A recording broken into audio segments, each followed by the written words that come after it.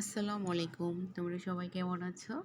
এই তো বার্গার খেয়ে বাবার বাসায় চলে গেছি। বাবার বাসায় যেয়ে ২ বোন অনেক আনন্দ মজা করলাম, হাসাহাসি করলাম। রাত্রের বেলা অনেক রাত্র হয়ে গেছে কথা বলতে, বলতে।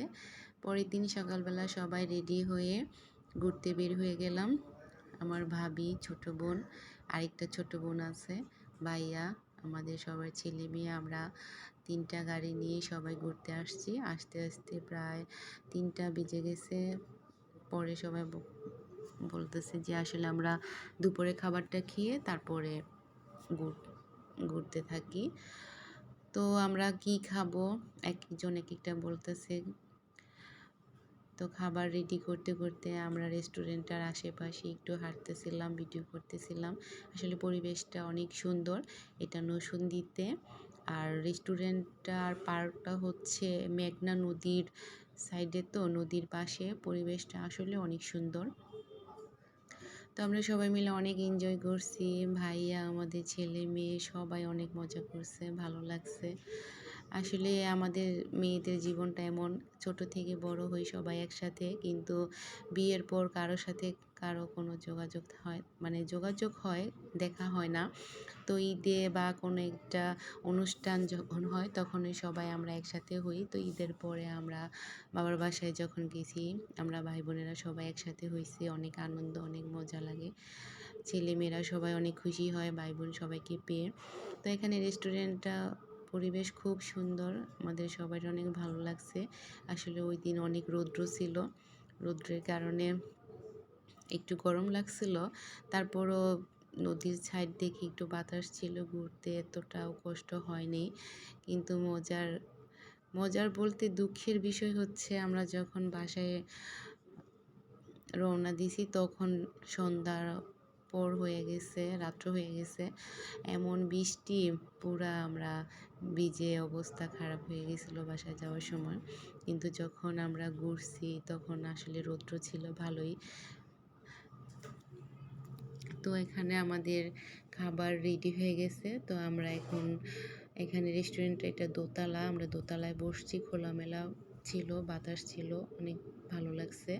তো সব বাচ্চারা ক্ষুধা লাগছে, সবাই বলতে মানে কি বইসা সবাই অপেক্ষা করতেছে খাবার আসার জন্যে।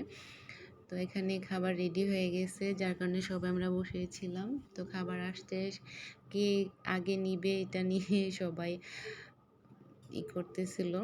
তো যাই হোক, আমাদের খাবার শেষ। এখন আমরা পার্কের ভিতরে আসছি।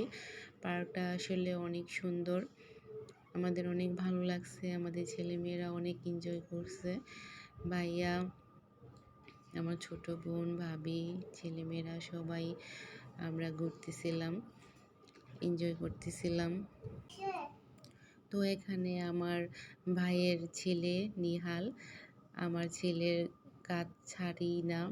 আমার ছেলে হয় ওর ভাইয়া সম্পর্কে, কিন্তু ওকে কাকা বলে ডাকে, কাকা কাকা বলে। এটা নিয়ে আমরা সবাই অনেক হাসাহাসি করি। পুরাটা সময় সে ঋতুর কোলে ছিল, ঋতু ওকে কোলে নিয়ে নিয়ে ঘুরছে। ওই কারো কোলেই যাবে না, শুধু বলে আমি কাকা কাকা। এগুলো নিয়ে আমরা অনেক হাসাহাসি করতেছিলাম, অনেক মজা করতেছিলাম। তো এইটা আমার ছোট বোন, 2 বোন একসাথে হাঁটতেছি, ভিডিও করতেছি, কথা বলতেছি।